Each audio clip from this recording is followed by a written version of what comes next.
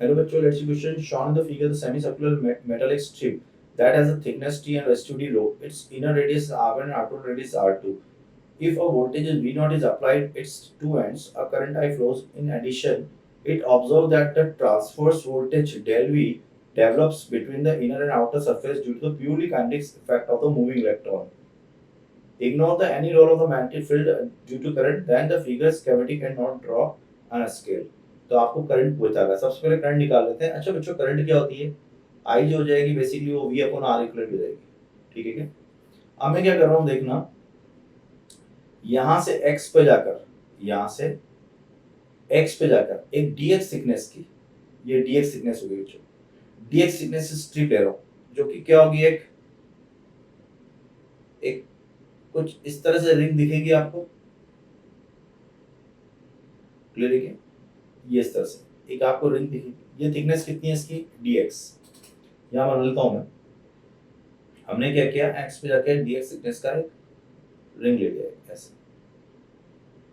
ये dx thickness हो गया बच्चों, dx dx।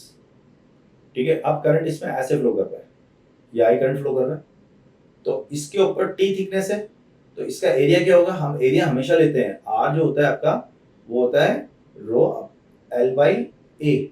ठीक है, तो ये डी आर हो जाएगा एलिमेंट्री एरिया का, रो डी एल, एल क्या होगा? Length in the direction of current, तो ये पूरी लेंथ हो जाएगी इसकी स्ट्रिप की पूरी लेंथ। और कितनी होगी पूरी length? That will be equal to, आपने एक्स पे जाके माना ये एक्स है, तो एक सेमी सर्कल हो गया कितने रेडियस का? एक्स का, तो ये हो गया पाई एक्स ओवर ए कितना होगा? डीएक्स, और इसके ऊपर, ठीक है, ऐसी डीएक्स है इतनी थिकनेस की, तो ये टी थिकनेस है, तो एरिया हो गया डीएक्स इंटू टी। तो अब ऐसे बच्चों छोटे छोटे छोटे स्ट्रिप अगर माने हैं तो ये सारे पैरेलल में कनेक्टेड है क्योंकि सबके अक्रॉस वोल्टेज कितना है? सेम।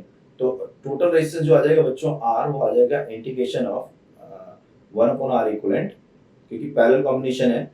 कौन सा कॉम्बिनेशन समझ सकते हो? क्योंकि सबके अक्रॉस वोल्टेज कितना होगा? इसके अक्रॉस कितना वोल्टेज देखो ढंग से, अगर ये डीएक्स स्ट्रिप ली है मैंने, तो इस डीएक्स के स्ट्रिप के अक्रॉस कितना वोल्टेज है यहाँ पर? तो ये आपके पास मान लो ये 0 वोल्टेज है, तो ये कितना है? V naught. तो यहाँ पर कितना है? वी नॉट, और यहाँ कितना है? 0। तो ऐसी सारी छोटी छोटी स्ट्रिप के अक्रॉस कितना आएगा वोल्टेज? सेम आएगा, वी नॉट 0, क्योंकि यहाँ पे लूंगा यहाँ लूंगा। ठीक है क्या? चलो, तो इसका मतलब 1 अपॉन आर इक्विवेलेंट जो होगा और कुछ नहीं, simple simple 1 upon D R का इंटीग्रेशन हो जाएगा, क्योंकि हम पैरेलल कॉम्बिनेशन मानेंगे और लिमिट चली जाएगी R1 से R2।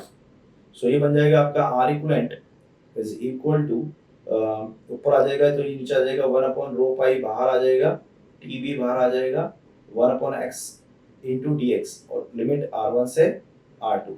तो ये बन जाएगा आपके पास टी अपॉन रो पाई, ठीक है, एल एन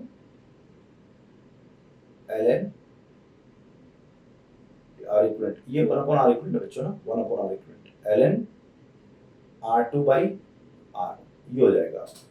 अब करंट निकालना है, तो करंट क्या हो जाएगा? V अपॉन आर इक्विवेलेंट, तो 1 अपॉन आर इक्विवेलेंट की वैल्यू यहीं से लिख दो, तो ये हो गया V naught T into of rho pi L N R2 by R1। तो बच्चों पहला ऑप्शन तो बिल्कुल सही हो गया हमारा, ये ऑप्शन इज करेक्ट। सेकंड देखो, the outer surface is higher voltage and inner surface. अब देखो ये जो वोल्टेज डिफरेंस आया डेल वी, वो आना लाजमी है। क्यों? क्योंकि ये सारे अगर हम बात करें इलेक्ट्रॉन्स ड्रिफ्ट कर रहे हैं, इलेक्ट्रॉन क्या कर रहे हैं? ड्रिफ्ट। तो इनको एक नेट सेंटीमीटर फोर्स चाहिए अंदर की ओर, तो इसका मतलब नीचे की ओर फोर्स इन पे लग रहा है, तो ऑब्वियसली फोर्स इलेक्ट्रॉन पे इलेक्ट्रिक फील्ड लगाएगा। इसका मतलब जो इलेक्ट्रॉन पे फोर्स लगेगा वो ऐसे लगेगा फोर्स, और यही फोर्स इलेक्ट्रॉन पर क्या देगा आपको? Centripetal force. और सेंट्रीपिटल फोर्स का वैल्यू होता है आपका mv²d, और ये इलेक्ट्रॉन जो भाग रहे हैं वो ड्रिफ्ट वेलोसिटी से भाग रहे हैं। मान लो इनका रेडियस r है ट्रैजेक्टरी का, ठीक है, तो f सेंट्रीपिटल जो होगा वो mv²d, और सेंट्रीपिटल जो होगा q इंटू ई होगा बच्चों, is equal to what? mv²d by r। और ये जो E होगा वो डायरेक्टली प्रोपोर्शनल होगा किसके? v²d के, और vd डायरेक्टली प्रोपोर्शनल है किसके? करंट के। और E जो है वो डेल v अपॉन डी होगा, यानी कि E डायरेक्टली प्रोपोर्शनल होगा किसके? डेल v के। So del v is directly proportional to what, I square. तो ये भी सही हो गया। अब अगर ऐसा है कि इलेक्ट्रिक फोर्स हमारा नीचे लग रहा है, तो इलेक्ट्रिक फील्ड कैसा होना चाहिए, ऊपर की ओर, क्योंकि एक नेगेटिव चार्ज पे फोर्स हमेशा पॉजिटिव इलेक्ट्रिक फील्ड लगता है।